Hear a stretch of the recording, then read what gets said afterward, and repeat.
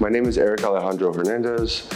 I'm an artist. I'm interested in using painting as a sort of structuring element for various narratives.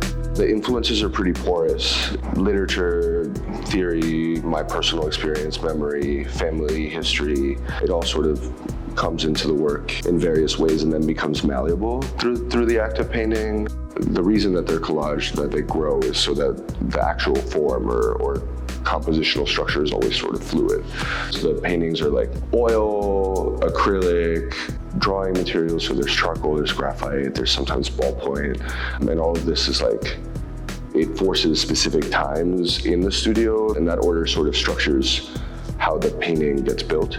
I wanted them to be open to disruption in a way that felt truer to the kind of narratives that I was interested in, which were like largely about exile, about mourning, about death, about severance, and also relates to the way that I've lived my life as someone who has lived in many different places, like grew up moving to different places and never felt like there was necessarily one concrete, stable reality, but sort of a convergence of people in a really big room, and everybody sort of is experiencing things as they see it. And there was something about having this surface that was ruptured and put together and taken apart and then shifted, and there was something about those changes that felt truer.